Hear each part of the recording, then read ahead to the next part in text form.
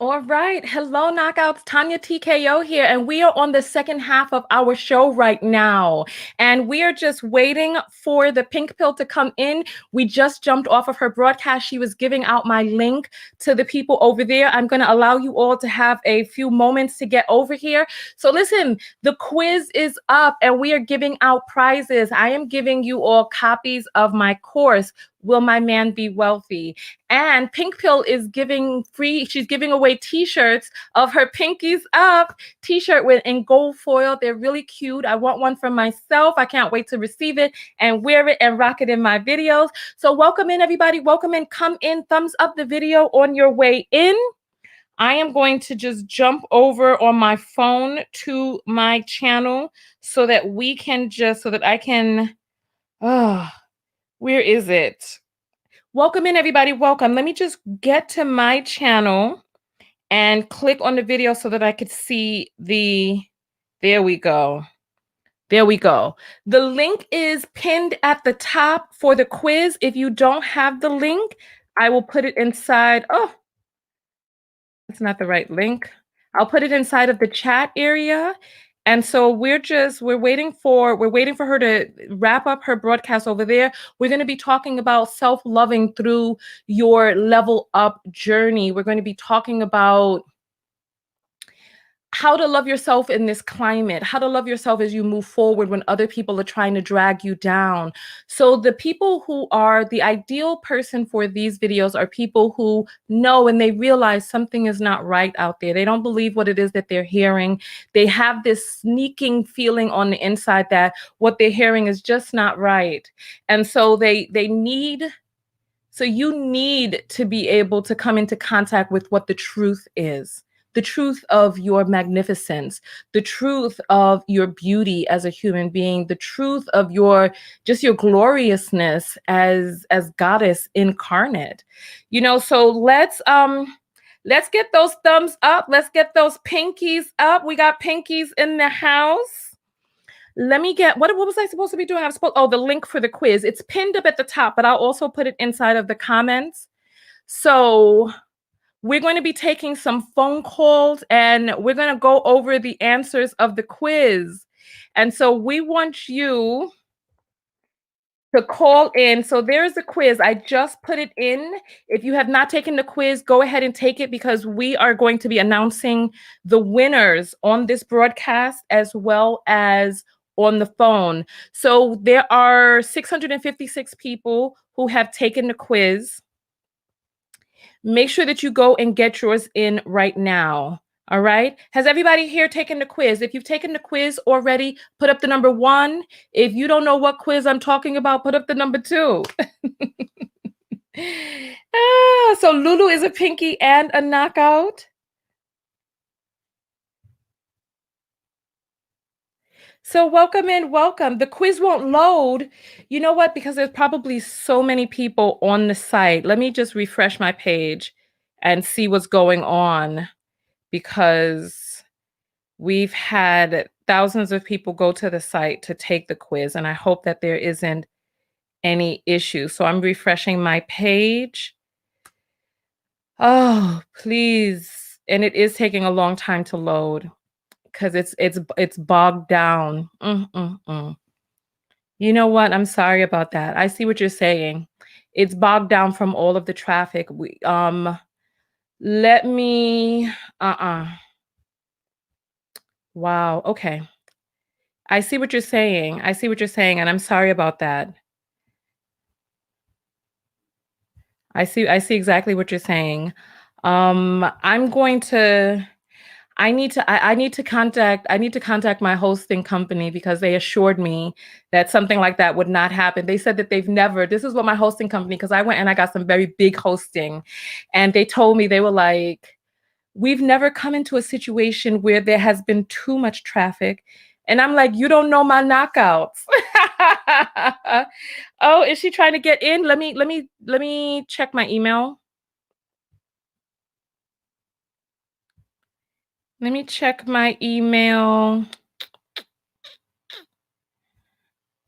and make sure that we have the link over to her. And then, all right. Oh, I'm so sorry. Yeah, that's not supposed to happen. When the pink pill comes in, I'm going to let her carry the broadcast for a second or two while I go over to my hosting company and write to tech support real quick, because if they are, hey Pinky, I just emailed you the link again. So let me know if you didn't receive that. I sent that to you in email.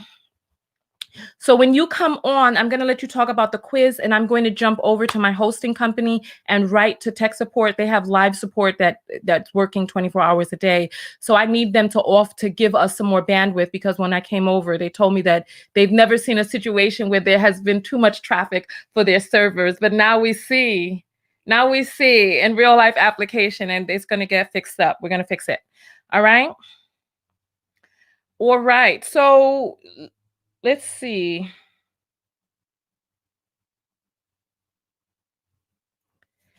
All right. Did you get the link, Crystalline? Hey, welcome in, everybody. Welcome, welcome, welcome. Let me click on my quiz again and see. It's still not even loading. Oh.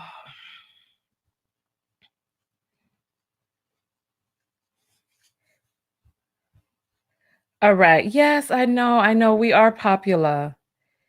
We are popular. Oh, Mocha loved the car question. Oh, let's see how many people got it right, though. Let's see. You completed, but the results won't load. Ugh. I'm so sorry. I mean, these are the technical glitches that happen. So when we were on Pinky's channel, we were talking about loving yourself in these times where there are a lot of other people who are coming out and attempting to flood the scene with reasons for why you shouldn't love yourself, or why you should settle, for why you should go back into the drudgeons with people. Just remember this statement. Remember this statement, and you can tell them Tanya TKO said it. Okay? In the land of the dickless, the one testicled man is king. And where there are a lot of other people. Right. I'm hearing a little bit of an echo. That's me. I'm sorry. Oh, okay, okay. So remember that statement, and when somebody tries to make you accept less, just remember that in the land of the dickless, the one testicle man is king, and they want you to settle for the man with one testicle. But just go to a different land. You have to choose from people like that. Yes. Yes. Yes. And that's what I've been trying to tell these ladies for 10 years, girl. 10 long years. Exactly. So you know what? So listen, can you carry the broadcast for a second? I just need to contact my hosting company. So what I want you to do now is just, you know what? Tell the people about yourself, and then tell them about the quiz, and then we're going to have them call in, and we're going to talk to people on the phone. Okay? Let me just remove myself real quick. All right. Hello, knockouts. Oh my goodness, I feel important. This is such an honor for me because I've been following Tanya for so long. So I am Crystalline Karazin. I run the channel The Pink Pill. I also offer level up courses that teach Black women the social powers, the soft powers that increase their social capital professionally, personally, and romantically. So I started in this space when I wrote the book Swirling. I think you guys could see that in the back, where I had the audacity to tell Black women that other races of men were interested in them for more than just locking them up in the basement and, acting out some strange fantasies, that these men were interested in us. They admired us. They admired our unique beauty. They loved our hair, every kink, every curl, every wave. They admired our grit. They admired our femininity. They admired our loyalty. And people just did not believe me for a long time. They did not believe me for a long time. When I started in this. The interracial marriage rate for Black women was 9%. They had only started keeping track in the 80s. It was at 9%. And my book came out in 2012, and that stat was still 9%. Since I have, along with others like Karen Longhorn, who wrote the book Don't Bring Home a White Boy, Ralph Richard Banks, who I'm going to have on my channel tomorrow to talk to you guys about the stats, not the made up stats, but the real stats, the author of Is Marriage for White People. We, at the time, it was revolutionary. At the time, it was just unspeakable to think of that. And so only 9% of Black women were intermarrying. 2015, Pew Research came out with that the stats now are at 12%. That is a 33% increase in that short of time between 2012 and 2015. So it's very interesting that there are certain people who say, where are the results? You've been doing this for this long. Where are the results? I would just tell them to go ahead and look on the Pew Research of the women, the Black women who are marrying interracially and finding love of men of all colors because they are choosing character above color, and see that 33% increase. But if you don't believe that, go outside. Go outside and see who's pushing the strollers.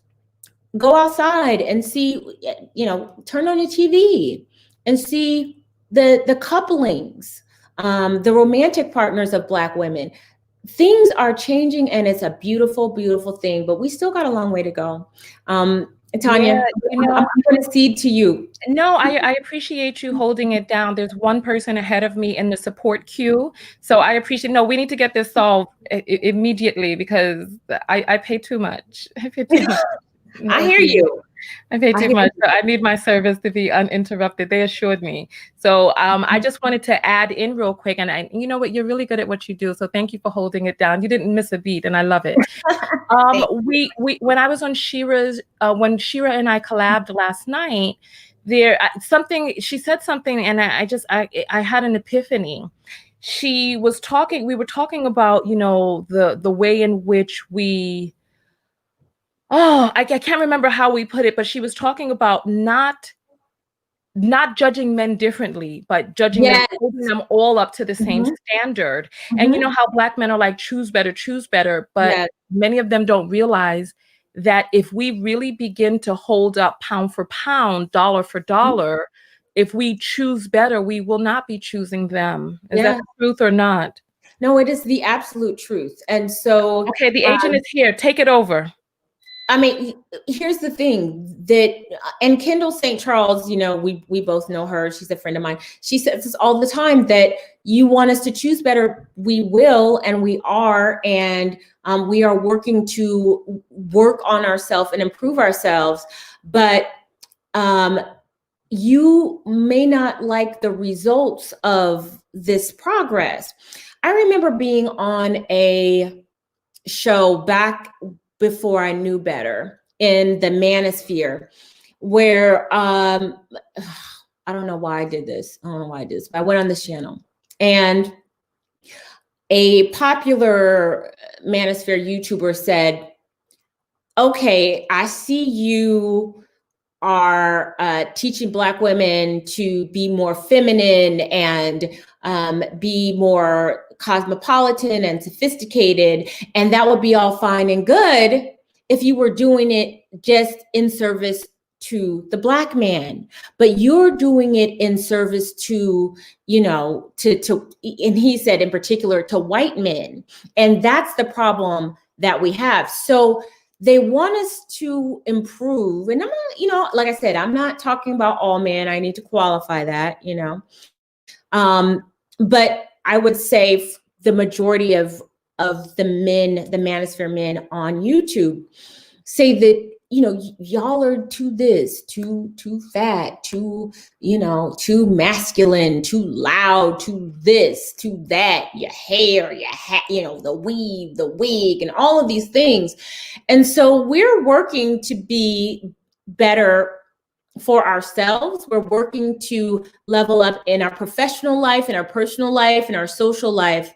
And that's all good as long as it is in service to them. And I'm telling you that to do that is to constrict you to the point where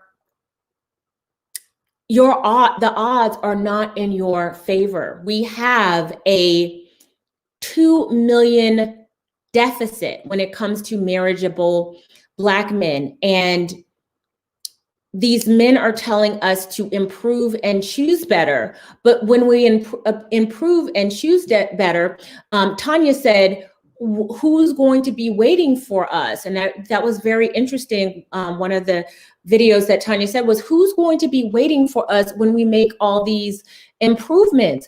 And what I feel like there's this assumption that Black women are supposed to, knowing that the deficits, knowing the challenges, that we're supposed to be playing the Hunger Games Black Love Edition. Can you guys hear me? Listen, I love that. Listen, ladies, listen, the power of the Black woman on a mission. It's back up, ladies. It's back up. Yay. So go take your quiz right now because we're going to be closing it off. And I love that. Did you hear her? We're supposed to be playing Hunger Games Black Love Edition, where you out there fighting bow and arrow, trudging through the dirt and the trenches to be able to find that one bald king or that one testicle king.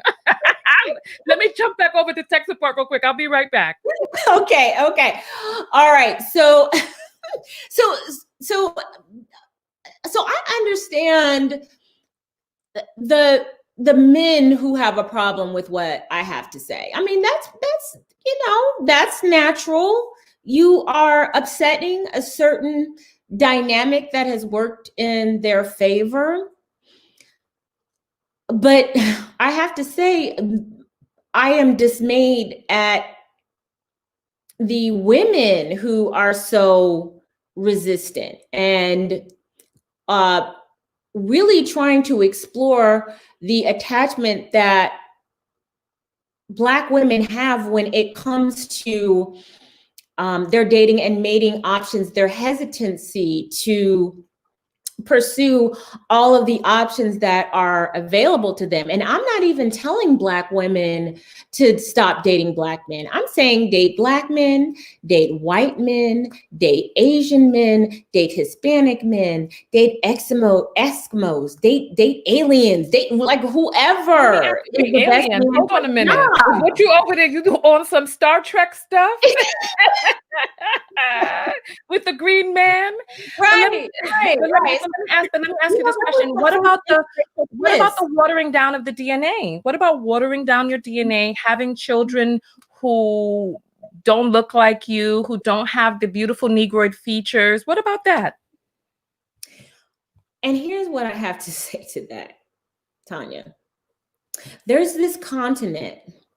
You may have heard of it. It's called Africa. Okay. And there are, how many people live on the continent of Africa? You know what I will say? Because I'm starting a matchmaking service. There are 1.2 billion people in Africa. There are actually 10 million more Nigerian men than there are Nigerian women. However, when it comes to intercultural relationships, it just becomes more difficult when the person is not familiar with your culture. Absolutely. So I don't suggest go from America straight into the motherland. There needs to be a little bit of a buffer in between. Right. And there are a lot of people from the Caribbean, from Africa, who are in the United States who don't count themselves on the census. And so those are the people who are the targeted audience for my matchmaking service. Let me jump back over to the service real quick. So what I want to say to that, answering Tanya's comment about what do you do when there's this cultural difference? What I suggest a lot of the times, you may have more in common with a non-Black American man than you would have with a Caribbean man or a Nigerian man. And when you gauge your mate selection based on the level of melanin and not life experiences, not cultures and mores and traditions and things like that, and you put that, the level of melanin to be the priority, I can tell you that I've counseled women who have dated and married interculturally because they just wanted to be with a Black man and have had their own sets of challenges. And so the point is that whenever you go outside of your comfort zone, whenever you expand your option, whether it is interracially or interculturally, there's a learning curve, and there's going to have to be a level of acceptance on both sides for these things to work. I know, do y'all know how Nigerian mamas are? I don't think some of y'all know how Nigerian mothers are. And you might be surprised that Brad's mother is much more welcoming for you than, Mufan, the mother of, the man you're dating. So, well, who is Mufan?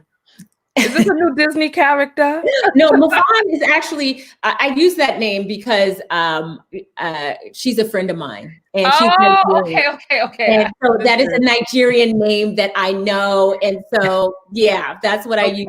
Because, and also she has 2 sons. And because we are close friends, I know the expectations that she's going to want for the women who court her sons. And like what? Well,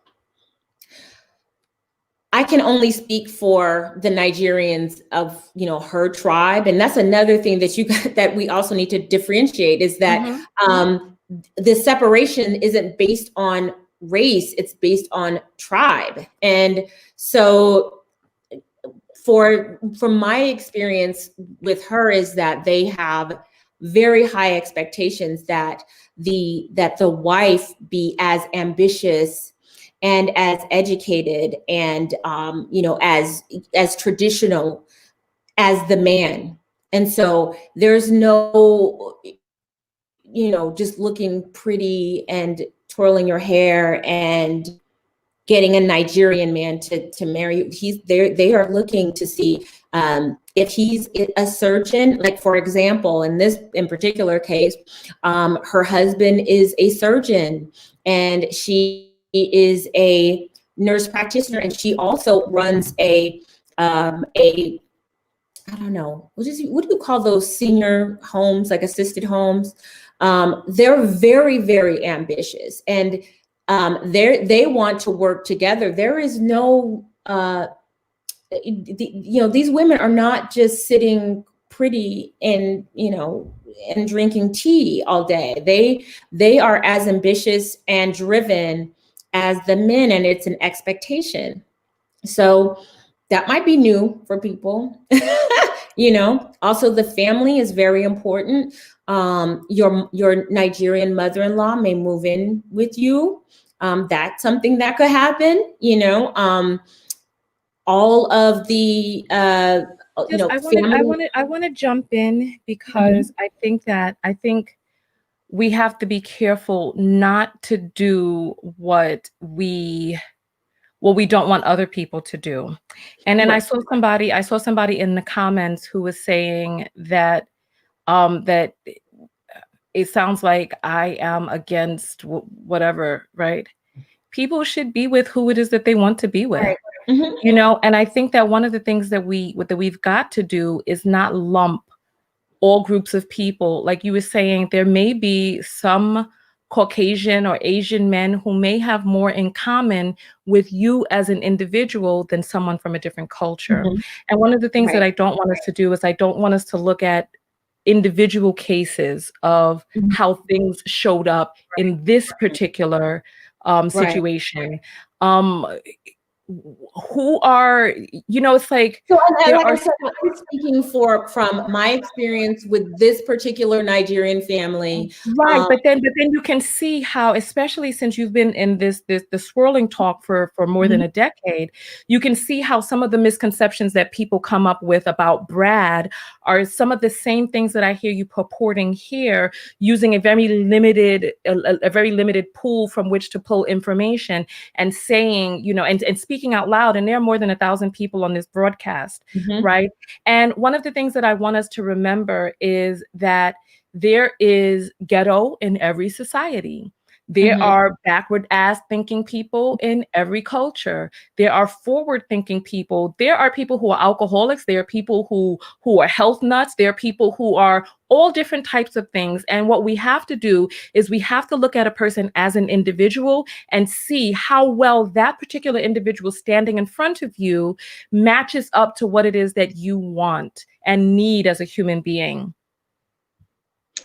I will definitely agree with you there.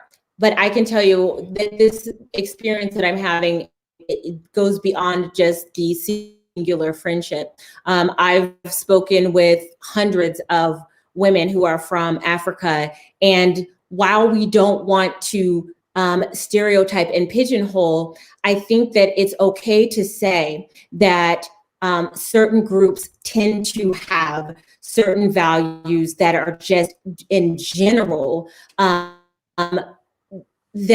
they follow, and that is part of their identity. And I don't think that that's either there is a zero value judgment that I'm bringing to that. Well, when you What when, I'm well, saying is, are there when you any say Nigerian? things like your I mean, mother-in-law may move in with you and stuff like that, that is the case. Just like with Asian men, it's the same thing. Your Asian mother-in-law may move in with you. When you're talking about cultures where the family ties are very tight, that is entirely possible. And so, being Americans, we are very individualistic, and that's not always something that we factor in, that our in-laws are going to be very says they're glitching, yeah. Well, we're on not YouTube glitching. server over here. I'm still working with them because it's going in and out Mm. for my page. But yeah, yours is freezing up. Check your bandwidth Yeah, I see and see. myself. Mhm. Yeah. Um, So what I would love to add is there are cultural differences that exist between different cultures, right? Being very mhm, individualistic is very European. When you mhm. say that your mother-in-law may move in with you, who is this mother-in-law? How long has this family been in America? How Americanized is this family? Is the mother coming straight over from another country? Also, I think what ends up happening is what we see in front of us becomes our experience. So you say that you've spoken with hundreds of African Yes, women on I the have. continent as well as here. Mhm, And I mhm. have actually I've been to the continent. I've spent time in people's homes. I've dated West Indian men, Caribbean men, Nigerian men. I've dated men from Ghana. I've dated different men, and each situation was individual and unique. So I think that we have to take things from an individual point of view. I think that when we start talking about broadening our pool, right? Broaden your pool, open it up, and see who is out there that's a good match for you and how that's presented. Because if you want to talk about some of the cultural differences that exist, one of the cultural differences that I really enjoy and like is that men from the Caribbean and from parts of Africa are very focused on education, on building family. It's expected that the men will get married, and they look forward to getting married as just as a rite of passage in life, and growing. These are some things that we don't necessarily see as cultural importances here in this country. It seems like they're like the men have an aversion to marriage. So when we start talking about the cultural differences, there are pros, there are things that look, when you have a baby, it's great to have your mother-in-law there, especially if your mother-in-law is somebody that you get along with, whom you love, somebody who's easy to get along with, and look how many, for everything that you could say is wrong in a different cultural relationship, you can see instances of the very same thing here in this country that exists inside of that dynamic. Well, I see your point. However, I believe when I coach women about dating other cultures and expanding their options, I try to instruct them in knowing a general idea of the culture, the traditions, the family, the things that there is I don't believe that it's wrong to say that certain groups of people have certain values that seem to have a theme. And I think that going in a situation and having some knowledge of what those cultural differences are, what those traditions are, listening to the women who are of that culture talking about what it is like to relate with the men and what it's like to deal with extended family and in-laws. Of course, I'm all about judging each individual, but I think that it helps to have some foreknowledge of the traditions of the people. Just like when you go to visit a foreign country, Tanya, they have these books on learning about the culture and the tradition, learning some of the words, learning some of the things that they value and enjoy. That's more of what I'm speaking to, of just being sort of educated. All of the tribes of the world have things that we can say, and we could call them stereotypes, but they're stereotypes for a reason, because they hold some truth. And I think that having the knowledge of what to expect and not going in a situation all doe-eyed and expecting that your experience is going to mirror theirs, I think will not necessarily prepare you well for what for what is to come. I think that it's good to have a general idea. So, and it's okay. I mean, we differ on this, and that's fine. It's okay. But in my experience, I tell people that they need to be a little bit prepared and have some idea of what know some knowledge of the culture. Okay, I hear you. And I'm trying to put up as many comments as I can, so that, because a lot of the points of views are swaying back and forth, and somebody said something very poignant. One of the things that I don't want is I don't want us to fall into the same traps, when discussing people of different cultures, that we do when we start discussing people of different races. You know what I mean? Because each individual is really different, and we can't cape for an entire group of people, nor can we criticize an entire group of people. It's really about finding that individual that you align with and feel that calling to be with. We really don't know how our soulmate is going to show up. And even if a thing is more prevalent in certain cultures, right? Mm-hmm. Yes. There are variances in that, Yeah, absolutely. I mean, we have, as Americans, we have our traditions, and I think that people on the outside can say that Americans tend to, you know, have barbecues on the 4th of July, you know, like there's certain things that are true for different groups. And I think, in my opinion, it's good to have a foreknowledge of the traditions and sort of just the general zeitgeist of the people, so that you can be prepared and be able to meet and have some and search for some sort of common ground to build rapport. I think that it's good to also just have a general respect of the culture and learning about the culture. Right. And, So I just want to add to one of the where I'm going comments. with this. There's a person named Maya Kennels who says she wasn't doing that, Tanya, with an exclamation point. I don't think you heard me say that she was. I said, well, I did not want us as a community here on this broadcast to do that. And so I interjected. And it's okay. It's quite all right. Do you feel that I said that you were doing that? I mean, I was looking at the comments, and I've had these conversations before, and there are many people who have had one relationship with a person from a particular place, and then all of a sudden they're like, oh, these people ain't shit. And I know how people can get. I mean, we're on my channel. I have a very, very high opinion of the Nigerian people. Very, very high opinion. Maybe I'm a little bit biased in that way. I admire them very much. I admire their drive, their ambition, just the way that they their views of family and tradition and taking care of their elders and respecting their elders.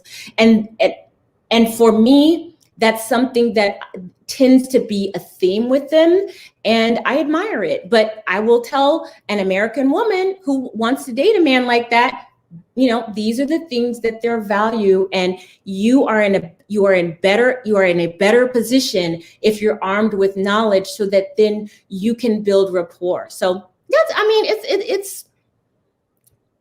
good. I don't think there's a right or a wrong, in this situation, because Tanya, I agree that we do, even though we may know generalities about different groups of people, when it comes down to it, it's just about you, that man and that woman. It's the two of you. And so and that is my point as well. So people are saying, why am I saying individual when there are cultural things? Because at the end of the day, it's really about you finding that one individual who works for you, despite everything else.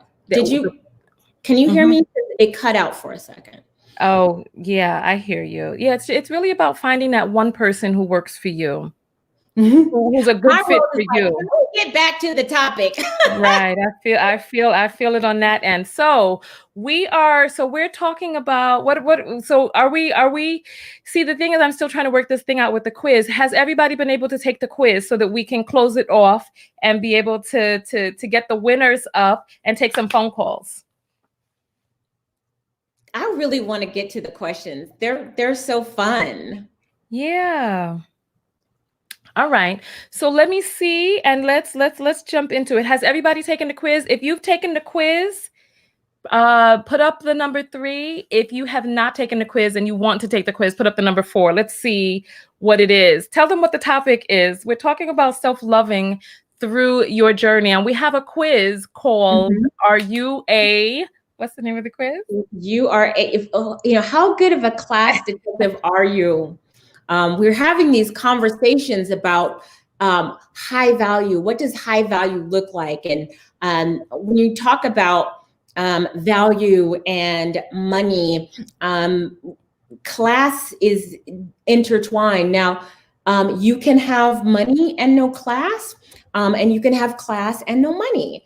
But in this particular case, we've had the conversations where we're talking so much about money, but how do you spot a gentleman? And usually men who are well-bred tend to have the disposition, the mannerisms, and the intelligence and the connections through their family to, they tend to give you a certain level of access. So how do you identify them? How do you find them? Is it something that is super visible? Or is it the little things? Is it something big, something overt, or is it the little details? So that's why we did the quiz. All right. Well, you know what we're going to do? They have a senior tech working on it. So what we'll do is we'll open up the phone lines and we'll hear some of your answers over the phone lines. And how do we handle the prizes if we're going to do it over the phone?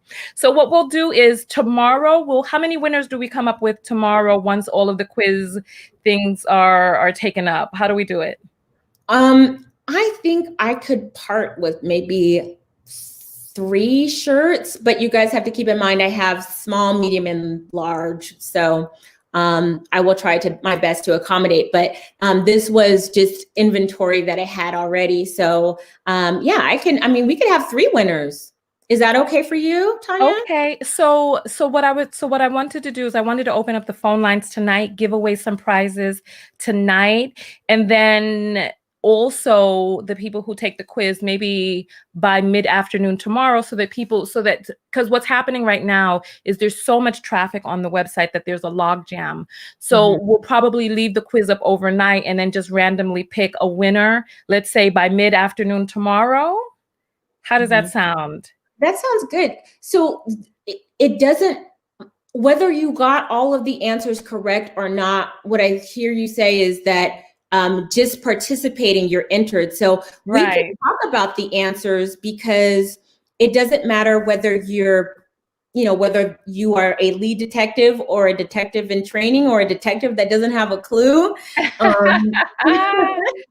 All right. So everybody has an equal opportunity to win something. So I think we could still talk about it. I think we could still discuss the answers.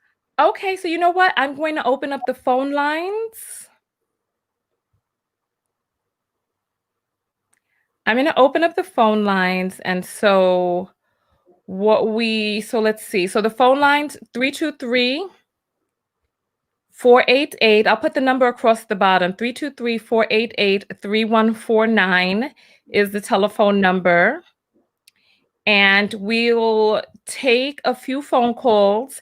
And then since you only have 3 t-shirts, what I'll do is I'll give away more of my courses. So we have 6 questions. Well, we have 5 questions, right? And then I'll give away 5 courses tonight, and then I'll still give away, how about if you give away 2 t-shirts tonight and 1 tomorrow, and I'll give away some courses tomorrow as well. So we'll just pick them randomly. How does that sound? I just thought about this. I do have courses that I can give. I do have a course, the pros and cons of dating white men, that I would. Oh, okay. Oh, okay. So I think I can match you winner for winner. Maybe not everybody can get a shirt, but I can certainly give away courses for sure. Okay. So you're on the air live. What's your name? Hi, my name is Caitlin. Can you hear her? I can. Hi, Caitlin. Can you hear Crystalline? I can, yes. Okay, and then what about the audience? Is there any type of echo? Let me know. Let me know how her audio sounds.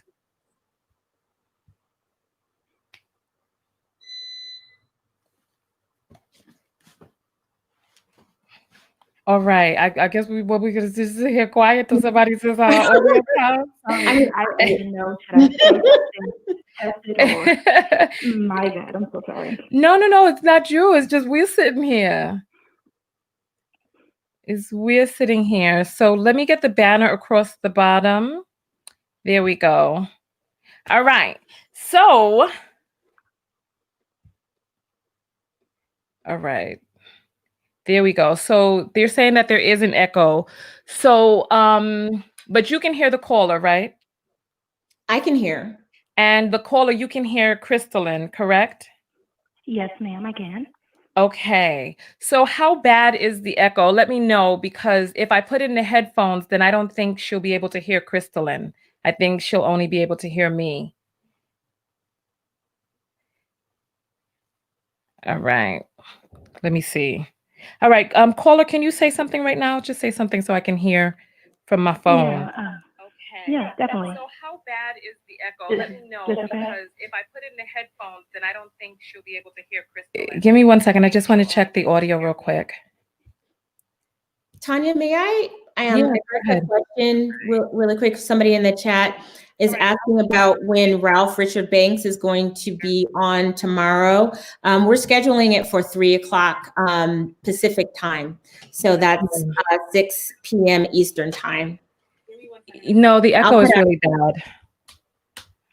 Should I try to call back? No. It's not you. It's the software. It's the software. So I'm just gonna plug in the headphones real quick so that we can. All right. Okay. So. All right. Can you hear me? I can. Okay. Perfect. Crystalline, you can hear her, right? Yes. All right. And can you hear Crystalline?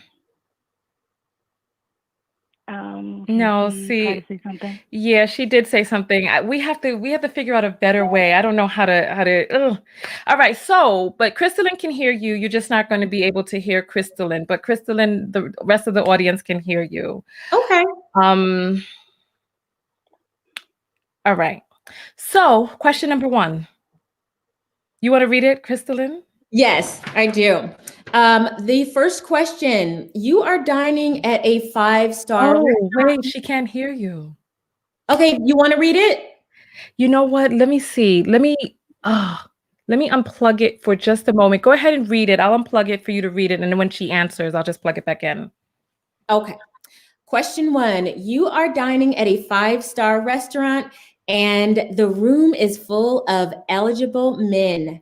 How can you tell who are the classiest? By how much they spend on the wine, if they are wearing a suit, how they hold their silverware, by their haircut, or none of the above?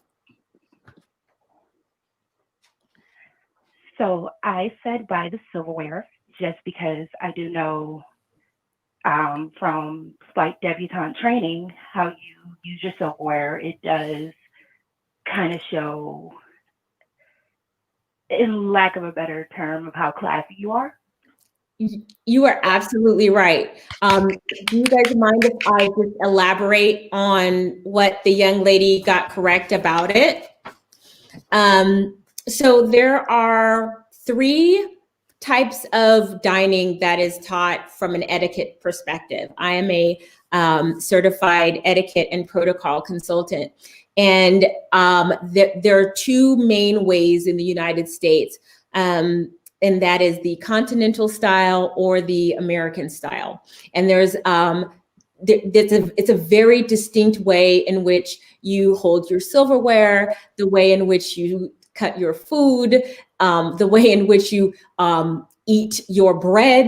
I mean, the way you butter your bread, the way you hold your utensils. There's an entire process. And the way that you can identify well-bred people is to look at how they manage their food, how they use the silverware. Because if they have certain things that they do, so like for example, if a person eats the continental style, the fork is in the left hand, the knife is in the right hand, and the fork and the knife never leave the 2 hands while eating. You always have both utensils, and your fork is pointing down as you put the food in your mouth.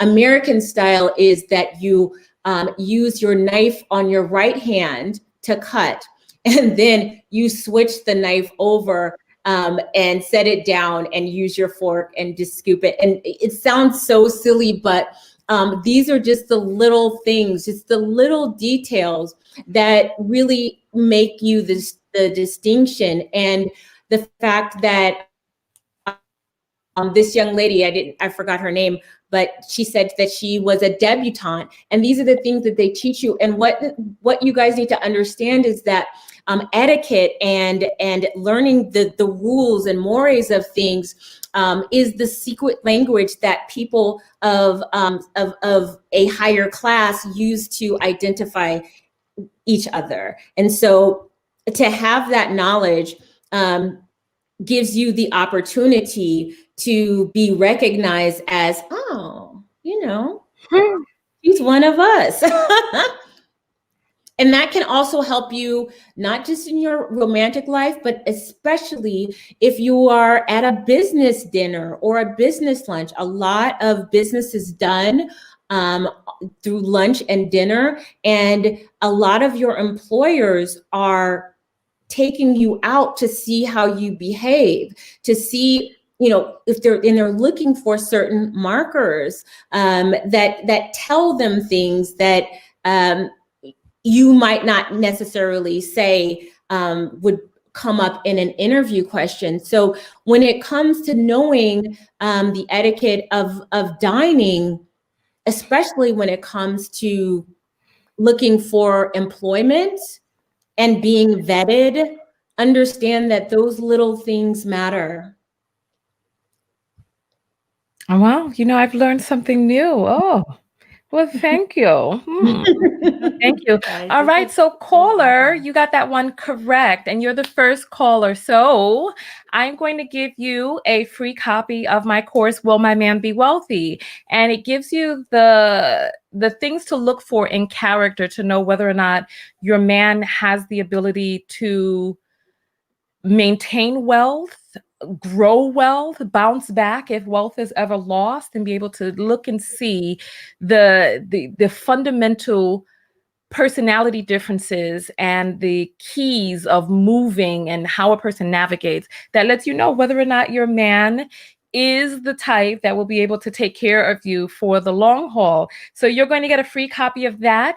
Once you hang up, just text back to this number and just let us know that you were the first caller that got this right. Text us your email address and then we'll get that right over to you. Okay? Thank you. Thank you. Great job.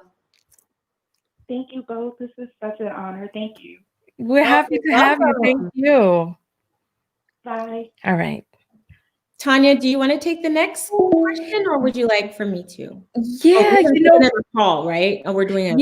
Yeah. We're gonna take another call and let the next person handle it. Okay.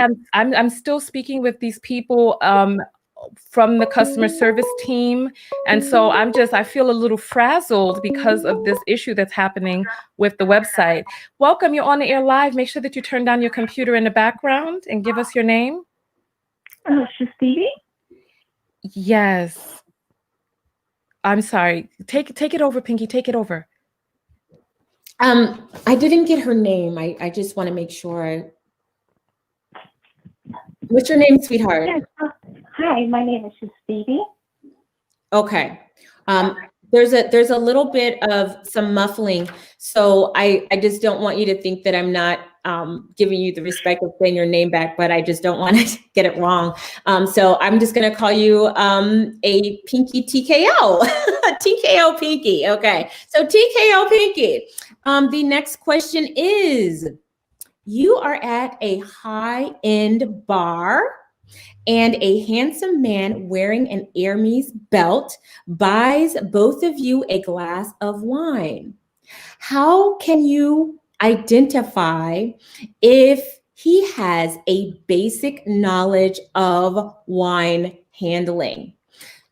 The answers are the following: how expensive the wine is that he ordered, how he holds the glass, if he tips the waiter in cash, or none of the above. So what would you say is the answer? I would say how he holds his glass. Yes. Okay, so extra points if you know why. Well, I know, but personally, my husband is a wine drinker. Oh. So I get it from him. Mm-hmm. So than that, I really don't drink wine. I don't know.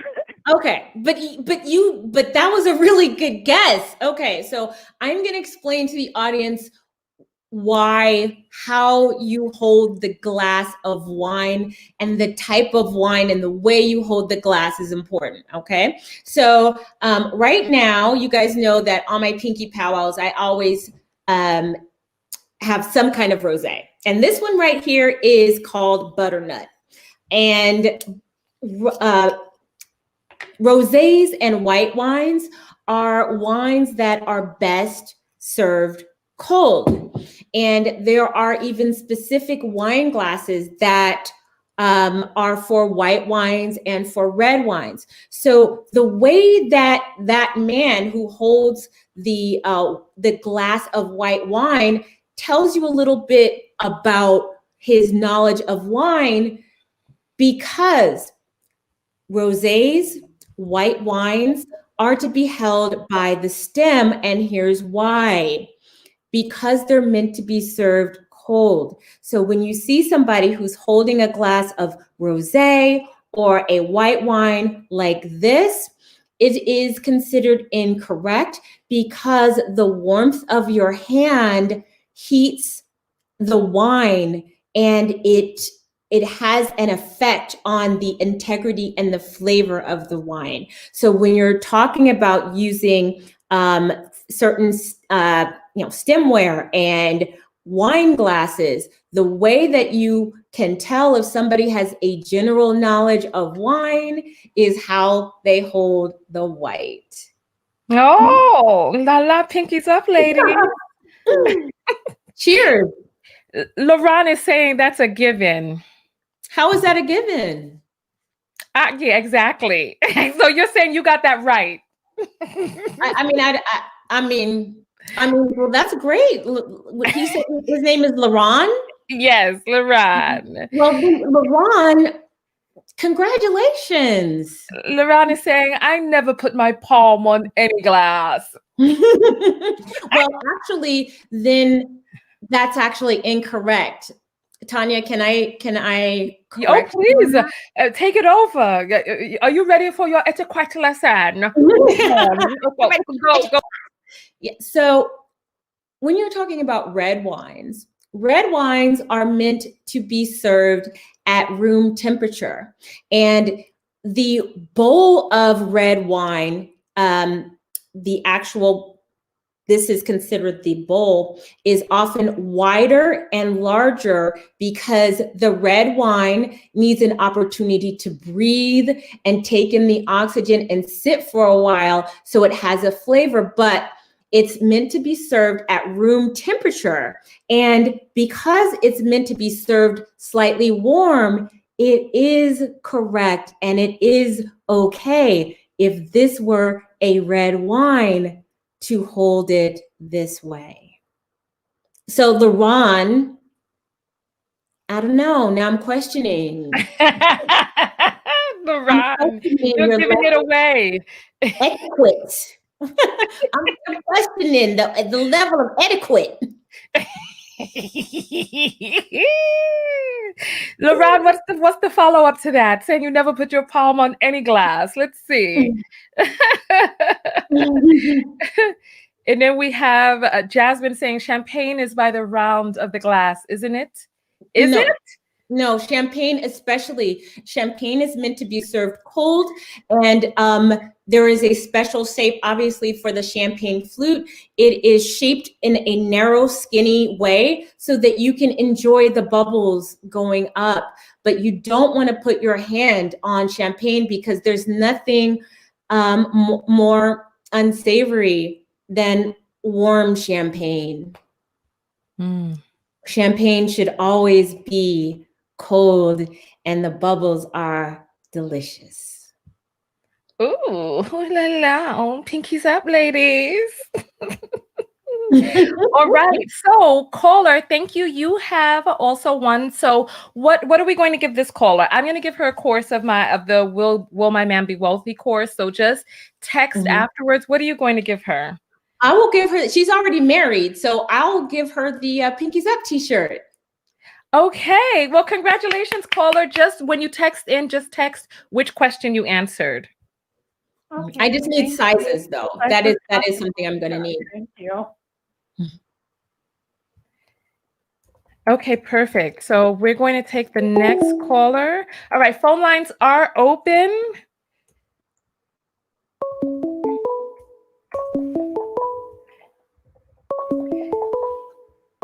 All right. You're on the air live. What's your name? Hi, my name is Madeline. Hi, Madeline. Welcome, welcome, welcome, welcome, welcome in. All right. So we're up to question number 3. Okay. All right. So I guess I'm reading this one. Question number 3. Tanya, I want you to answer this question. I'll read the question, but I want you to answer it, okay? This is our favorite one, right? Yes, it is. Question 3. In the following dating scenarios, which man should you have sex with? Option 1. He takes you to Ruth Chris Steakhouse and spends $300 total on the meal. Option 2. He takes you to a 3-star Michelin restaurant in Las Vegas. Option 3. He flies you to Paris for dinner on his jet, just like Richard Gere in Pretty Woman. And the final option is none of the above. All right. So, you know what? Before the caller answers, I want to see what the people in the chat are saying. So, who do you think has earned the vagina? Who? Who has earned it? Who has earned it? Okay, and just as an update, they said, so for the people who are sad that they weren't able to take the quiz, they are migrating my website over to a private network where there will be no other people draining on our resources. They said they were not prepared for this type of traffic. Wow. and that they don't usually see this type of traffic. I said, listen, I'm an influencer. That's right. You know people. You gotta know her, girl. And so They were ready for you. if I seem a little all over the place and I'm not looking where I should be, these are the types of things that happen when you're on an unpredicted live broadcast. So please forgive me. And he said he's migrating it now. There's no downtime and they're doing the migration. So you all will be able to take the quiz before this one is over. So let's see what the people are saying in the audience. Let's see. So Aiko is saying none. The cookie doesn't have a lady's cookie price. Okay. Let's see. Lester is saying, this is why I got junior detective. Lester sounds like a man's name. What is going on? So, like, what in the world? Oh, what about he fixed your tire and paid for your tow truck and made sure you got home correctly? What about that? What about that? Oh, she said there's no Michelin 3 restaurant in Vegas. What's going on, Pinky? Actually, there is. I've been to it. There is. So let's see. All right. So let's see. 1, 2, 3 says no man unless he is your husband deserves your vajayjay. All right. So all right. So caller, what is your answer? My answer is none of the above. All those things are nice, but that does not grant you entry into the kingdom. That was my favorite question as well. So there was only one person who got that one right. Who can be honest in the comments and say whether or not they got that one right? Let's hear. I mean, Tanya, if I'm honest, if a man flew me to Paris to have dinner,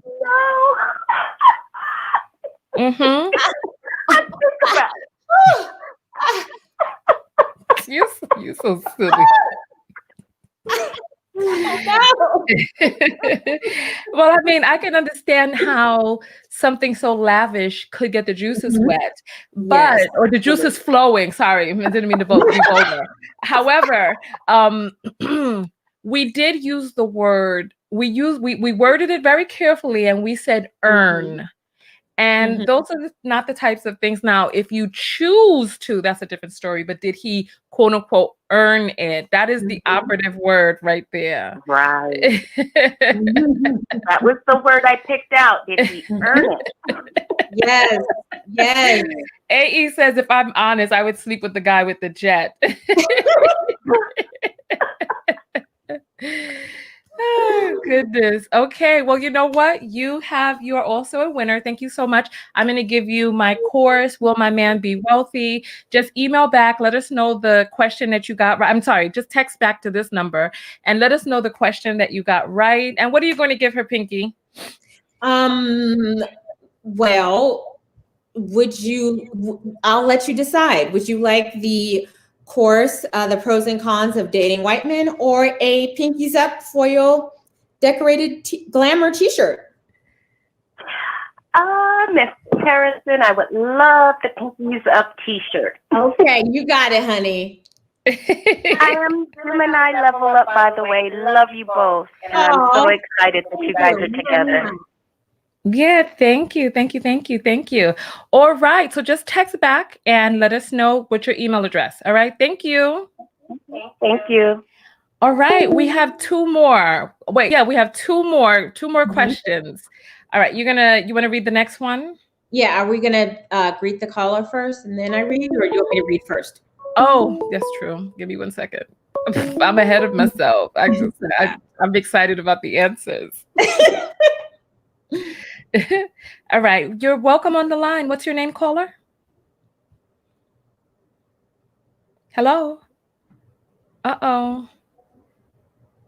Hello? Oh, it's too bad. So we're going to take the next caller in who has question number 4 right, wants to win a prize. Okay, here we go.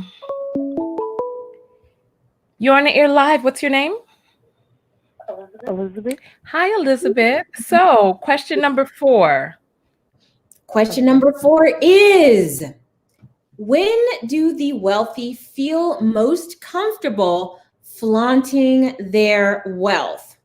The answers are in their choice of vehicle, which clothing designers they choose, for charity, their choice of everyday jewelry, or none of the above. In their car. No. Wait, what did she say? The cars.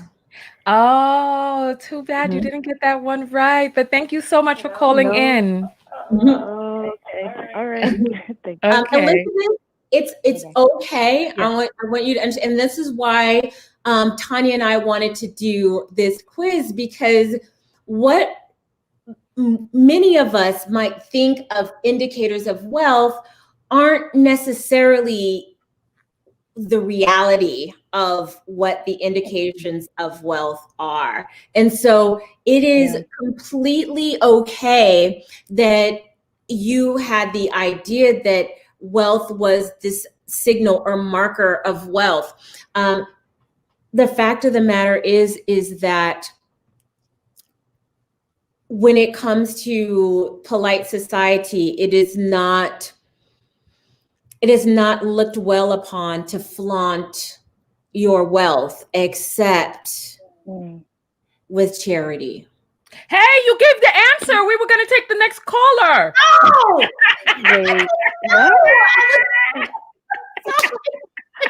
Wait, what? Wait, what? Oh, wait. Why did you stop me? I'm so sorry. I'm so sorry. So now there's no winner for that one. I'm so sorry. But you know what? I'm going to be surprised if the next caller gets the next question. So Okay, all right. Don't be you're giving it away. All right, thank you so much for calling in. Sorry, y'all. I'm so sorry. Thank All you. right. Apologize. I did not know you were gonna do that. Okay. How about this? For the next person, so they know what the answer is. Ask them why. Why? I don't. Okay, you're on the air live. What's your name? Hi, my name is Yaya. Hi, Yaya. Welcome, welcome. So, do you know the answer to the next question? You're gonna read it. Read it. So, are we going on to the next question, or are we just going back to talk about How when you just gave the what I answer? blurted out? Okay, So, okay, but you gave the explanation and the answer. I know. Okay, I'm sorry. so even if we asked her why, you just gave her the whole why. Okay, we gonna move on. So you know what? You could go ahead and finish saying anything that you needed to say about the answer you just gave away. Okay, so let me just briefly just explain it to anybody who didn't understand. So, in general, it is considered low class to flaunt your wealth, except with charity. In fact, that is the opportunity for wealthy people to position themselves and communicate to other people and their peers the depths of wealth that they have, because they're doing it in service of charity. So that is why I encourage you guys, when I talk about places where you can go to meet these type of men, is to volunteer for organizations that have charity galas, that have events like golf competitions and things like that, because this is when the wealthy feel comfortable sort of peacocking a little bit. So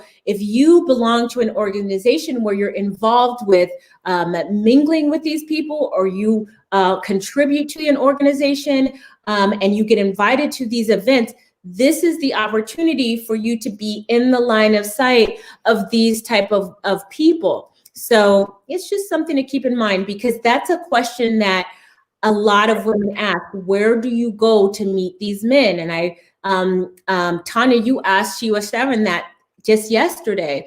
And that is an option to get involved in charities and get involved with organizations that have these events, because this is when those indicators of definitive wealth feel comfortable in expressing it. Yes, absolutely. All right. So caller, are you ready for the next question? All Yes, Smiles I is am. saying she took it 3 times. She took the test 3 times?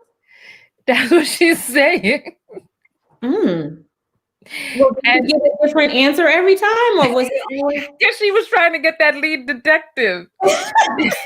Sharney is saying difference between nouveau riche and old money. Yes, Okay. absolutely. Okay, this is a fun question. And Tanya, you're going to get I'm going to give this one to you, and you can tell the audience why I'm giving it to you. Okay. All right. Question 4. What is the most common car people who make $200,000 a year drive? First option is Mercedes E-Class sedan. Second option is BMW Roadster. Third option is anything Tesla. Fourth option, Jeep Wrangler. Fifth option, Lexus SUV. And then none of the above. You know what? I want to see the audience before you answer. I want to see what the audience says. So let's see. The answers are coming in. So Sweet Potato says Tesla. S-Turn says Tesla. Flora says Mercedes. Margot says none. S-Turn says Tesla. Mayflower said Ford F-150.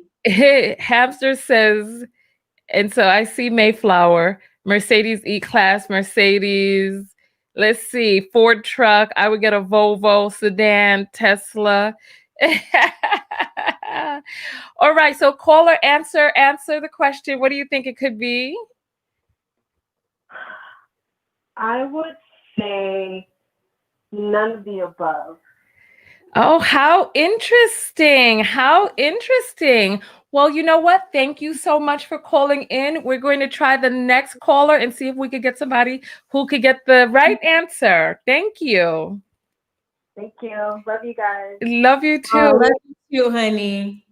Thanks for calling. All right. So let's see. All right. So listen, after this broadcast tomorrow, because of the technical difficulties that we had, so they were in the process of migrating the server, right? They're apologizing to me right now because they needed to build a new server for me. I was like, we're on the last question now. You're on the air live with Tanya. What's your name? Oh my God! Hi, my name is Nita. How are you, Tanya? Hi, Nita. Hi, Crystalline. Hi. Hi. Oh my God, this is my first time calling in any show. I'm so excited. Oh, wonderful. Well, let's see if we can keep that momentum. So, what is the answer to the question? What is the car? I answered none of the above. Oh, how interesting. I see we have a few none of the aboves in here. Thank you so much for calling in. We're going to take the next caller. We appreciate your love. One. Yeah. Wait, did I get the question right? No. No, honey. No? No, you did not get it right. You did not. Oh my God. Okay. You know what? If I had done research, I would have gotten it wrong too. So it's okay, honey. It's okay. I would have gotten it right because I know. All right. Thank you for calling in. Thank you. Oops, sorry, my finger slipped. Okay. All right. So this one is a difficult one. We've tripped them up. All right.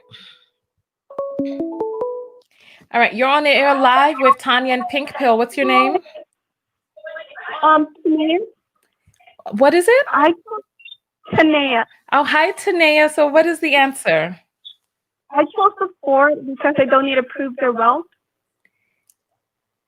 Okay. Well, you know what? Congratulations. You are right. Yes. I'm the hamster one. I love you so much. I remember you saying they don't have to prove their wealth and stuff. So I just kind of remembered that. But okay. Well, you know what? Thank you so much. Thank you for calling in. And so am I going to explain why or you're going to explain why? Pink, No, Pinky, you're going to explain why it's the F-150? Yes. Yeah, it's because they don't need to prove their wealth. They know that they're rich. They don't have to flaunt their wealth or what type of car they drive. Right. Well, you know what? I have a different opinion because you all who know me, I own a pickup truck, and in the mountains of California, you'll often see people with pickup trucks because they're towing their horses. They're towing their RVs, Right. going on their vacations. They're doing, they want something functional, but most of the people that I see in the mountains of California, they have the Dodge Ram truck. And when you say don't need to flaunt their wealth, the truck is more expensive than the Tesla. These trucks, the Dodge, they go up to $100,000. It's $70,000 for the truck. Absolutely. Those are who are in the know. Yes, utility. So Sama is saying utility. So absolutely. So listen, you are right. So just comment. So just text back to this number and let us know which question you answered right. And then we'll get your prize over to you. And for those of you who still want to take the quiz so that you could get in for tomorrow's drawing, it is up. The traffic has lessened on the website. So it is up and it'll be up all night. So you could just go through, get yours in. And then tomorrow, I'll post, how do we get the message to the winner? Do we do it publicly? Do we do it behind the scenes? I think it would be good to do both. Publicly. Okay, do it publicly and behind the scenes. Okay.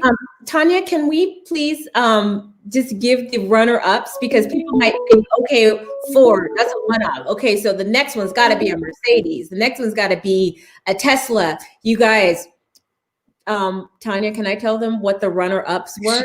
Sure, you can tell them the runner-ups. The runner-up was Jeep Wrangler and Honda. You guys, I'm just saying, some folks around, and it's not until people start making upwards of $400,000 that they prefer the luxury vehicles. But people who make around $200,000 are driving Fords, they are driving Jeeps, and they are driving Hondas. And I would love to hear if people are surprised by that. I would love to hear that. What do you guys think about that? Yes, ladies. What do we think about the truck choice? I know, because I'm a truck owner and because I see what the people who have money around me in California drive.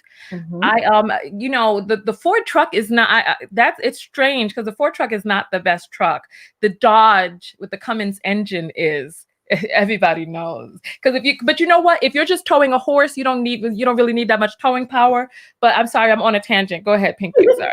Because I love my truck. I love my truck. If you see a cute guy who is driving a Jeep Wrangler, don't just assume that, you might want to, and one thing that they tend to do is that they'll get like a regular car and then they'll soup it up with all of the bells and whistles. So, that's just something to think about. And that plays out with the people that I know as well. I have a really good friend of mine who drives a Volvo SUV, but it's got everything, like everything. You would expect this thing to start, like the doors would just like go out and start flying. All of the things that are in this. So while they may go with more names that aren't necessarily associated with luxury, other indicators are to see, is it fully loaded? If it's fully loaded, then, So what do you mean? They don't have the windows that you have to roll up on the side? No, you could just, it's almost like you could just think about needing the windows to be rolled down and the car will do it for you and roll down the window for you, and it will heat up your lunch.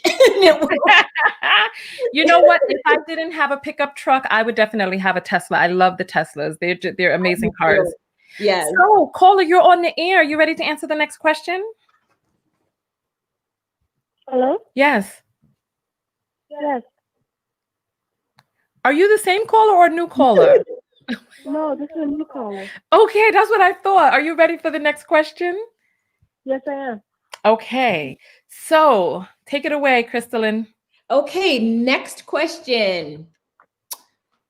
In the movie Coming to America, Eddie Murphy's character is a wealthy African prince who travels to the U.S. and pretends to be poor in search for a wife. What did he do despite appearing poor that displayed his high breeding? And the options were: he cut his long braid at the nape of his neck that he had grown since birth. Next option: he always showed up to work at least at the fast food restaurant at least 20 minutes early. Third option: he treated everybody the same. And fourth option is none of the above. Oh. Well, I chose that he treated everybody the same. Somebody give her a prize. Yes. So why did you choose that? Why did you choose that? Okay, so I chose that one because I feel like if we can treat everybody equally, then that means that we see everyone as human, that we humanize everybody, versus thinking less of certain people because they're not at a certain level in life. Absolutely. And that is the correct answer. Thank you. Thank What? you. Oh, Thank you. Absolutely. yeah. Absolutely. And Yes. so thank you for calling in. Just respond, text back to this number and just let us know which question you answered, and we'll send you over your prize. I'm going to give you my course, Will My Man Be Wealthy? And Crystalline Awesome. is going to give you what? Either the course or a shirt. You let me know. You said you only have 3. We're giving one away tomorrow. So how many? I only counted 2 shirts. I know, but you're getting ready to give away a 3rd one. But we still have the contest tomorrow from the rest of the entries. Oh, okay. All right. So, this is so confusing, Tanya. Okay. Yeah, it's only because of the technical glitch that we had, and they're apologizing now. My account manager is going to contact me tomorrow. And so the website is up. So if you want to take your quiz, you can take your quiz now, and we will be choosing a winner in the afternoon tomorrow, which is going to get a t-shirt and my course. So it's still going to be open. We're going to close it, but we're going to leave it open all night for you to take, okay? So I need to look over at my course. So we've got the pros and cons. How about, and this is actually a really good prize, my complete question of the week library. Oh, nice. So you guys know I have been on YouTube for a decade, and I recently vaulted all of my question of the week videos. And this has to do with relationships. It's, self-care, beauty, self-esteem, all of the questions that you guys would write into me. I have an entire library. I also have a library of my Matthew Hussey videos. Matthew Hussey is a relationships expert. He is the author of Get the Guy, which is a bestseller. So, I mean, I got a few courses. So, now that I'm thinking about it, I don't know. So you have to choose. Do you want her to choose? Yes, have her choose. Which would you like? The pros and cons, Matthew Hussey, or I'm complete kind of question of the indecisive. library? I am a young woman. I am currently in my mid-20s, so you can pick something that you think would be beneficial to my life as I'm progressing, Are you dating? No, I've taken a break because I got to work on myself. Okay. That's good. I will send you, make sure you text, I will send you the complete question of the week library. That'll cover everything. Okay, fantastic. Nice. All right, so just text back to this number. Let us know which one you won. And round of applause. Thank you, everybody. Thank you. Thank you, everybody who called in. Tanya, can I just interject one little thing about treating everybody the same and why that's important? Yeah, I left a question up there because I felt that we could address that, because that Brooklyn Life says not all wealthy people treat people the same. As someone who has been an assistant to NYC top real estate brokers, I resent that answer. Okay, so the people who don't treat everyone with respect are not following the rules of etiquette. Rule number 1 in having good breeding, good manners, good home training is that you treat everyone the same. You give everyone the same level of respect. That means you give the same level of respect that you would give to the president of a company, that you would give to somebody who is the dishwasher at the restaurant that you're eating at. Being a person of high caliber, high breeding and class is that you treat everyone with respect and the same. That is the cornerstone. So for the people who are in New York that are wealthy and are being jerks, that's an indicator of their level of class, more so than how much money they have. And therein is the difference between class and wealth. you can be classy and not wealthy, and you can be wealthy and not classy. Yes, absolutely. Absolutely. All right.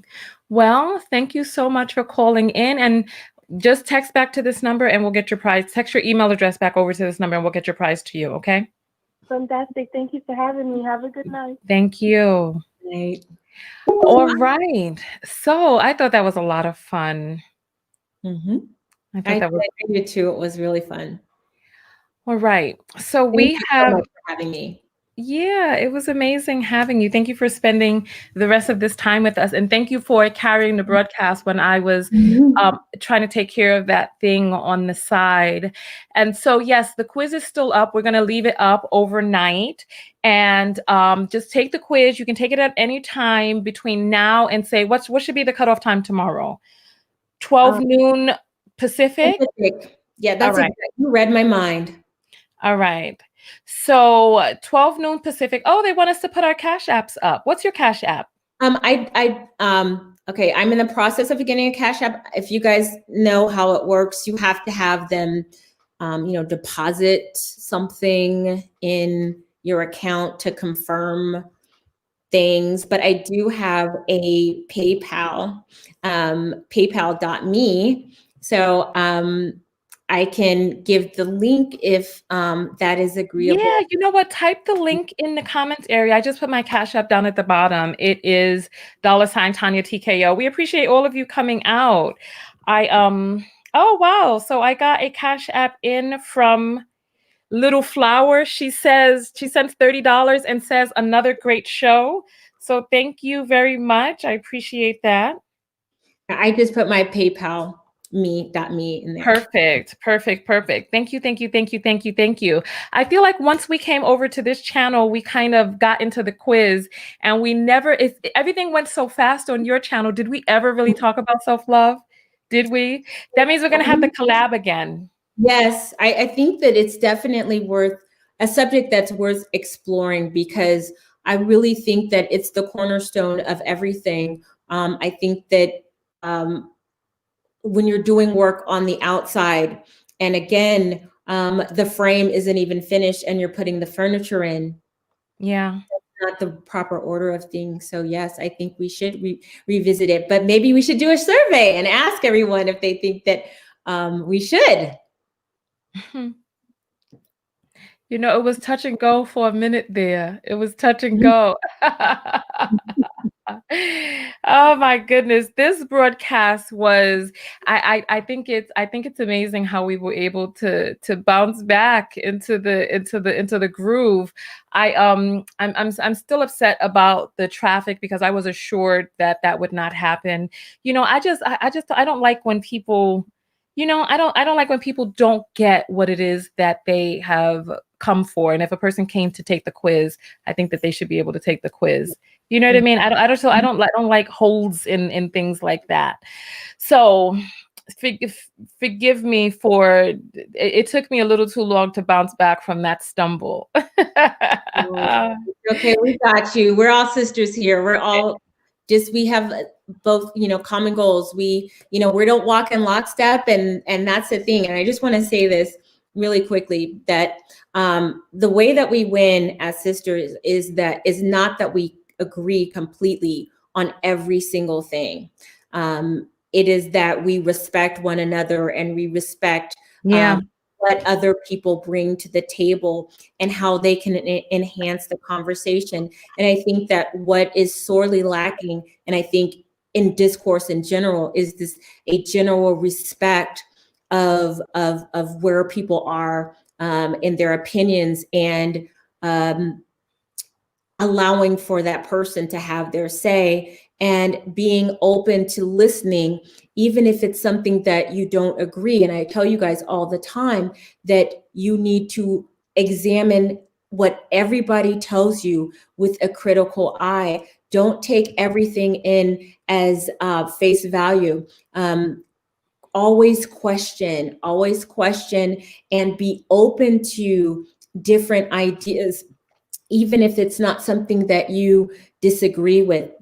Tanya and I don't agree on, I mean, we agree on a lot, but there's some things that we don't agree on. But I have a tremendous respect for Tanya and what she's done. She's an amazing businesswoman, and she's so sexy and feminine and just fluffy. And You hear this, right? I just love, I mean, you just are delicious. You're gonna find her in my DMs later. What? So I would just say, moving forward, you guys, I know that there's a lot of binary thinking, especially on YouTube, and it's not always just black and white, this or that, right or wrong. There's a lot that can be learned in the middle, in that nebulous gray area, and just be open to hearing it and be respectful and kind. Yeah, I definitely I agree with you on that. I did want to give people some self-love tips before we get out of here. How are you doing on time? You know, there's a private chat area, right? Yes, in case you were in distress. I didn't know that. Where is it? You see, look on the right-hand side. It says private chat. You see? Oh. Yeah, so if you ever need to send a message to the host, that's what I did that day that I was on that broadcast. And after I threw my wig on, I knew I had to get out of there. Oh my God, I didn't see all of it. See, I don't use Streamer. Look at this. Look at all these comments. You weren't seeing the comments. You were just seeing the private chat area. I did not. Oh, well, you know what? I put up a lot of the comments, but yeah, a lot of the comments, there were more than we could all catch. Oh, well, thank you guys. You have such nice things to say about us. And that's what we're all about. We're about working together. We win when we work together. And that doesn't mean that we have to agree on every single thing to work together and support each other. Yeah, you know what I think it is? I think that especially in the YouTube space, I think that everybody is really trying to help in their own way. Mm-hmm. And I think that we all have very different ideas of what it will take to help. And there's some people, and so it comes through our own filter, you know, it comes through our own experience and our background, our genetic makeup and our own upbringing, et cetera, our desires and goals and values, et cetera. So So there are fundamental things that no one will fully align, but I think that we can recognize when you see a person who is doing in their own way what they feel is in the greater good. Yeah. What ends up happening is there are some people who in their way they think that they're helping, but they could actually be harming. You know, they don't take the time to get themselves educated and become masters of a particular field. Like you invested your time in taking your etiquette training and learning the things that, what type of training have you taken? Because I know what I've done. What have you done? Well, I became certified under the tutelage of the instructor of the Charleston School of Etiquette and Protocol. And that is in Charleston, South Carolina. I am also a licensed, style coach. So I don't practice the style coaching, image consulting in singularly. It's part of a whole package of preparing the women who come to see me to just prepare to be the best version of themselves. So I wanted to make sure that I had instructions on how to style the best outfits for your body type and for your style personality and your skin color and hairstyles and makeup and things like that. I wanted to be able to provide a place that could do a 180 degree or 360 degree overhaul of a pink pill transformation. And again, it's like what you said, we can all have opinions, but I think that it's important to learn from the experts. The experts are experts for a reason. Yeah, thank you so much for that. And one of the I put a comment up that I wanted to just address really quickly, right? So she says, some aren't trying to help, but we're more than grateful that you both are. And it really is, in my opinion, that each person is really doing the best that they can for who it is that they are and what it is that they know, their own experiences, their genetic makeup, etc.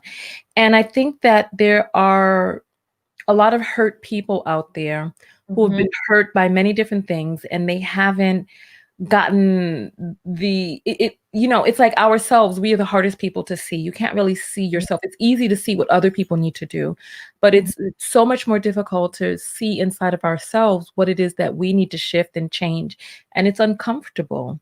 Yes, it is. It's like, I mean, there are people right here in the chat right now. There are things that's uncomfortable that they need to address, and they're not addressing it. And Mhm. there are content creators who are in pain. They their reality, it's hard to argue with a person's reality. Mhm. And in their reality, they feel that that certain people need to be put in their place, or that's the way that you do it, and they think that is the answer, Mhm. Yeah. and it's coming from a broken place. Remember when we were on your broadcast and we were talking about, how do you know, if you've never come into contact with any other idea and you've learned that this is the truth, then how do you know that that is not the truth? And Yeah. I think that in each person, I think that there's a glimmer that comes out when, I mean, when you say something that grates against your spirit, against your psyche. I mean, if you think right now to say something out loud that you are vehemently against, you can feel it in your body that you're against what it is that you're saying. And there's some times where you just you have to you have this feeling that you just need to vent, and you need to let these things out, and you need to, but I think that whenever we're not in alignment with a greater or higher calling, in alignment with the oneness, in alignment with that universal source energy, I don't think that we feel good about ourselves. And Mhm. remember, I talked about genetic makeup. There are some people who have some psychological and chemical issues which stop them from being able to have that self filter. And so what they're saying is coming from a very mentally unwell place, psychologically or chemically unwell place. And so I think that it's up to us as the public to pay attention to that feeling on the inside, of whether or not we're feeling something that does not feel like truth, whether or not there's something that grates against our spirit as a human being. I think that's beautiful. And also, I would just add that be able to recognize when somebody is telling you something that speaks to your soul and speaks to your spirit, and it could just be a little bit of a flicker that's drawing you there, but give it an opportunity to grow and to develop, because while there's a lot of information out there that doesn't fulfill us, that doesn't make us feel like we're going on the right path, and people have their agendas, um, I always say that the decisions that I've made where I've listened to the small voice instead of the big voice has been the best decisions. Yeah. Listen to that small voice. How can a person tell the difference? What does the small voice feel like to you? Or if you could explain that to people. It sometimes it can feel unusual, you know. It depends on the circumstances. And it depends on peer pressure. Say, for instance, you have a group of people and they're going all in one direction. That it seems okay because you have the group dynamic of, everybody's energized to complete this action, but there's something else that's saying, I don't know. You want me to give you an example? Yeah, you know what? Because I don't think everybody, wow, look at this. We have broken a record. Even with the technical issues, there were 1,292 people that tried to take the quiz. Oh, wonderful. 841 finished, 531 signed up to be on the email list. And so this is amazing. You know, that's what it's really all about, supporting the creators that support you. And so thank you all so much for taking the quiz, for entering in. You know, it's like a symbiotic exchange. You know, you take the quiz, we give you prizes, and joining the mailing list is a way that we can keep in touch with you off of YouTube, so that we can, if anything happens on YouTube or anywhere online, there's a way that we can stay in touch. So that's great. So I forgot the question now that you asked me. I'm so sorry. About sometimes the quiet voice is the voice you should listen to over the cacophony of the herd of people. Yeah. So I grew up, I was an adult in the 90s, and during the 90s, there was a proliferation of single motherhood. Oh. I mean, you remember, right? And so I had friends that I went to school with that had children, 18, 19 years old. And seeing there was a light that was there that just, while they were sort of, going with what everybody was doing. Because I grew up in Lancaster. When you were in California, and we talked about Palmdale and Lancaster, I grew up in an area where there wasn't much to do except for to go to the movies, hang out with friends, and have sex and get pregnant. And every one of my friends made that choice, and they made certain decisions. I don't want to, they made certain decisions that I think were not to a benefit to them or their kids. And I will say this, I was a baby mama too. I got pregnant when I was in college. Now I wasn't young, but the things that I saw and the decisions that they made about partners, and then after the relationship is over, how do you manage the relationships so the child can still be involved in the father's life? The things that I saw, I said, I'm not going to go that path because it doesn't feel right. And literally, I would say 3/4 of my friends had gone that route, and it didn't sit right with me. And fast forward, those same friends are now grandmothers. Wait, hold on a minute. Mm-hmm. What? Excuse me? Wait a minute. I'm confused. As much as I love babies, I do not want to be a grandmother. I'm too pink to be a grandmother right now. So the cycle did not get broken. Oh my goodness. Right. And it was just, even though I was just as kind of dumb and naive and as them, there was just something that I was just like, yes. Yeah. And you got to listen to that. Sometimes to the that small little can save your life. Yeah. You know? Yeah. Well, what do you think it is that stops people from listening to that? The little It's often easy. My mother is calling me right now. It's easy. Bring her on the air. Let's see what Mama Pink got to say. My God. We ain't ready. No, you're not doing that.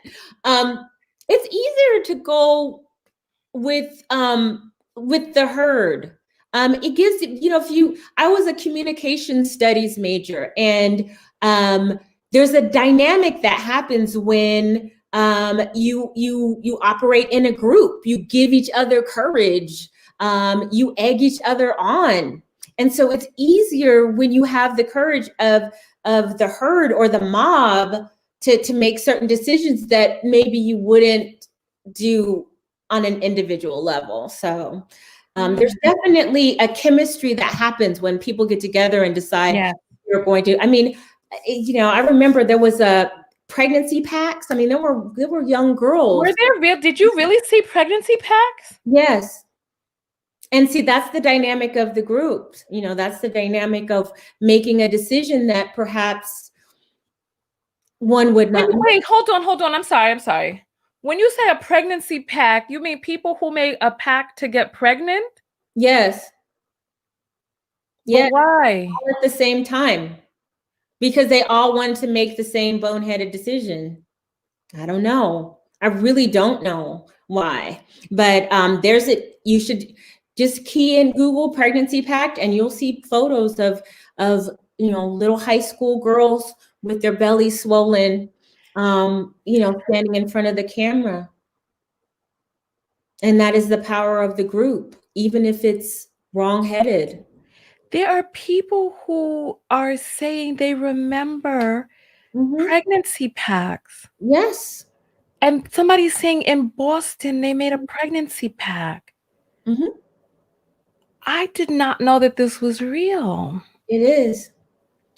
Cause I ain't have the time to be listening to the damn foolishness.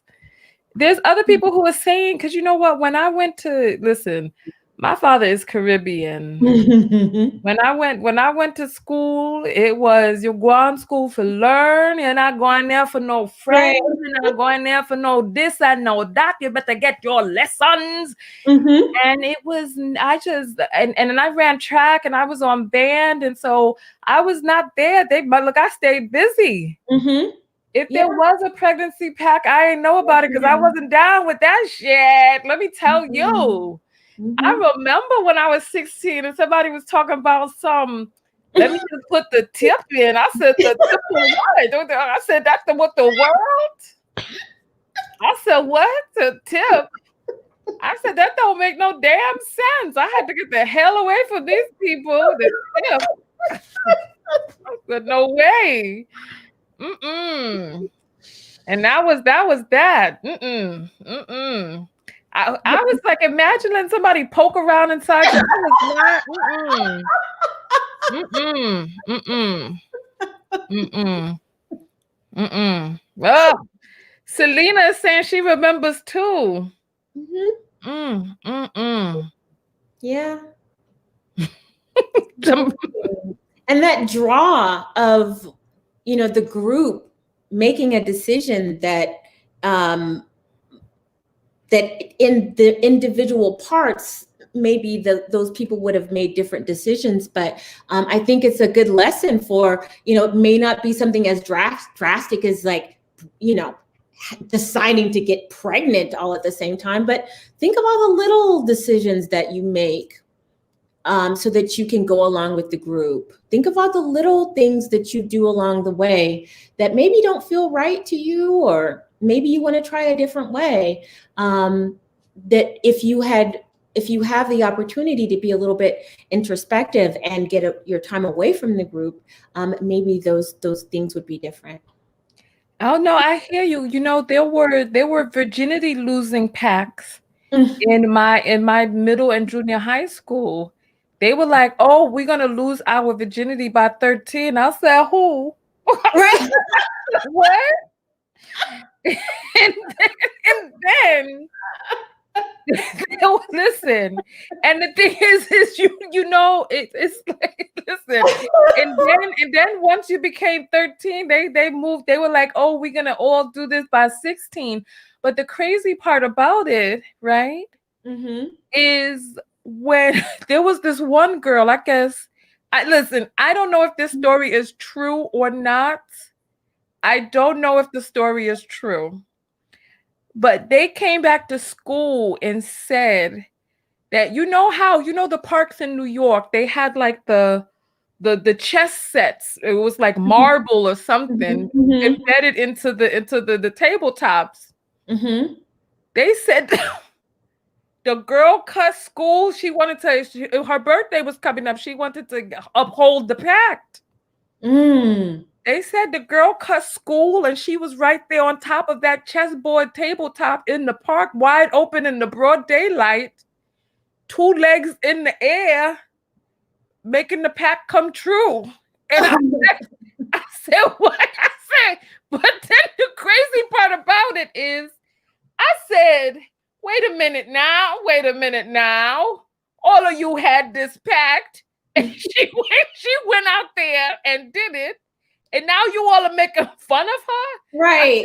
This is not a good pact. Right. No, it's like, right. They might have just been like, well, we just gonna tell her it's a pact. And then psych.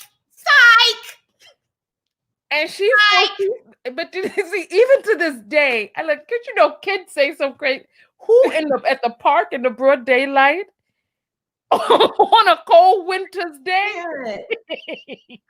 I mean, but it's peer pressure. It's the power of the group. It's the courage you get as a group that you wouldn't necessarily have as an individual.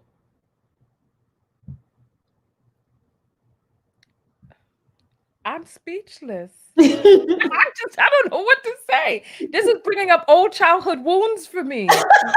It really is.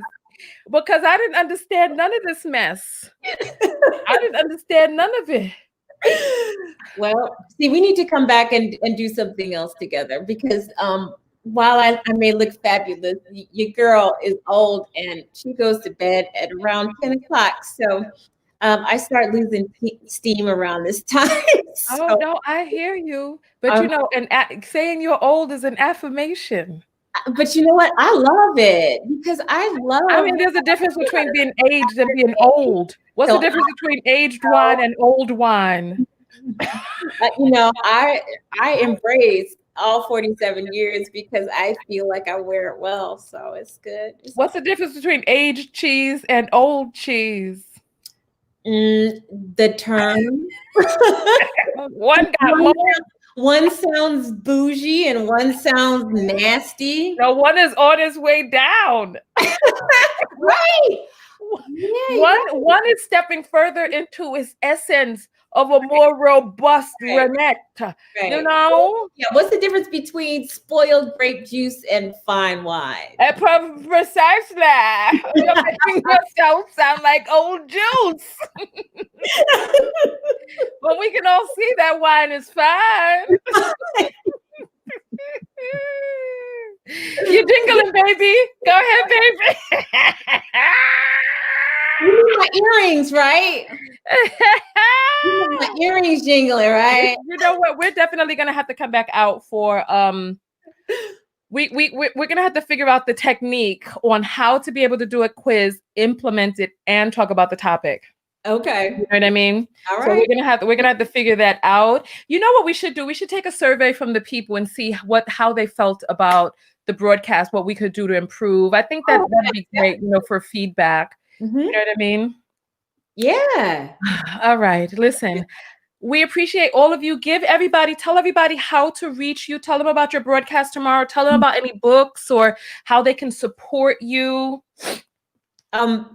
If you don't mind, I will put the PayPal link in the chat again. And if you would, if you would like to support the work that we do, and all of the donations go towards a course that I've developed, the Pink Pill for College, and that is to help young girls who are between the ages of about 16 to 22 to have the skills that good and darn well you wish that we had.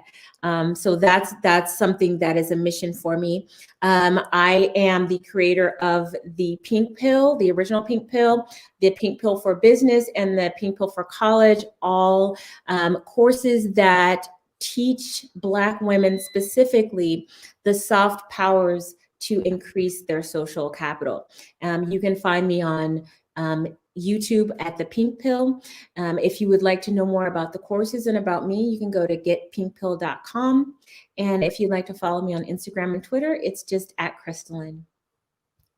And Tanya, thank you so much for your warm welcome and for your hospitality and all of this laugh. I feel like I'm at a slumber party. It's fun. You know what? We should do something like that. I know, right? Can I wear my pajamas? You know, we should have a slumber party and do like a all night with popcorn and wine and watch movies and tell jokes and give lessons. Love that. Love We that. could do that. And when the country opens back up, we should definitely do something together in terms of like a seminar, workshop, retreat. Like if I did a retreat, I would love for you to come through and give your lessons, etc. I would be happy to. It would be an honor. Thank you. Yes, absolutely. Absolutely.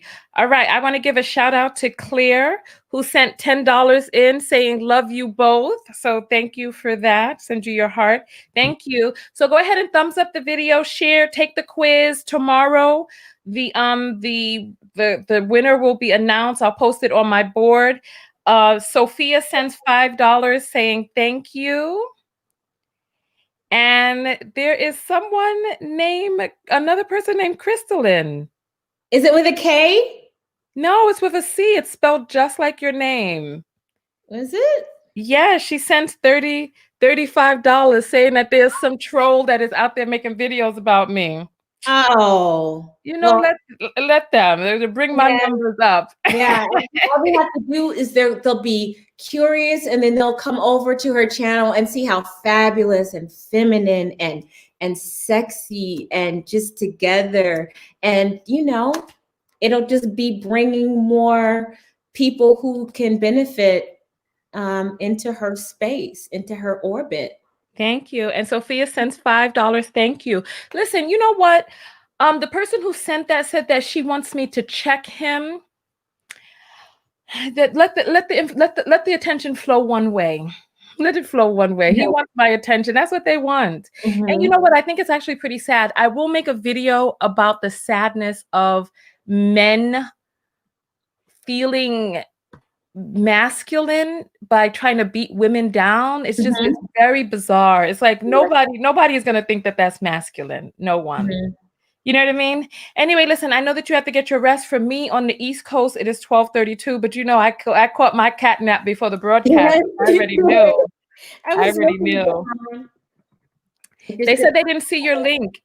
Because if you post a link and you're not a moderator into someone else's live stream, it doesn't get shared. So I'm so if they would like to donate, if they would go to the video that you and I did together earlier, the link is in the description box. Okay, wonderful. I appreciate you coming out. I always feel like there's just so much more that's left unsaid, and I appreciate you coming out. I adore you. You're such a sweet young lady with such vibrant energy. Thank you for participating. I'm crazy about you too. We're going to become good friends. We're going to become good friends, and we're going to do some sort of business together. We're already doing business together, right? And I'm learning from you. And if I could just give a brief lesson before I pass out from being so tired. The benefit of networking is that you connect and you find ways that you can help the other person by lending the power that you have, and then that person reciprocating. And it's a beautiful thing when it works the way it's supposed to work. And I think that's what we're going to do. So I'm very happy to help you, especially with the projects that you're having with your matchmaking service. Any way that I can help with that. Yeah. And you know what we can do as well? You know how people have sponsors and stuff. I think it'll be cool if we can do commercials where you put one of my commercials in your video, I put one of your commercials in my video, and we kind of do like a sponsor share. I think that'll be pretty cool. And also, I wanted to talk about vulnerability as well, because I think what ends up happening is people become very sensitive about putting themselves out there, about meeting new people, about being rejected, etc., and not feeling as if they can, receive fulfillment or whatever. Like you said that you have a video series with Matthew Hussey. And I remember way back in the days, I was like, oh, he's probably so busy. If I reach out to him, he won't see my message. And I never sent a message. And you did. Yeah. And you have video series with him, as well as, you see other content creators, and you always get the sense that people are just so busy and won't see messages. And sometimes they don't. Sometimes I don't see messages. And I think it's really having the self-love enough to know that, one, if a person doesn't respond to you, it's not a personal attack. It's not a personal slight. There's nothing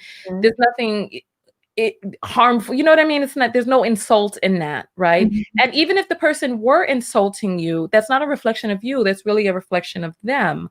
And either way, don't take it personally, but really being vulnerable enough to open yourself to the possibility. Because I've spoken to other content creators and they're like, oh, I don't talk to content creators because I was in some sort of beef before. Right. And it's like, even if you had been in an uncomfortable situation, how do you then shift and continue to stay vulnerable? Because when you numb yourself to when you numb yourself to pain, you also numb yourself to pleasure. Absolutely. You miss out on a lot of opportunities. And I think that it's a balance between, not being completely open to where you make yourself vulnerable to, I think that people need to do their due diligence and kind of, feel people out. And I think that there's a lot you can glean.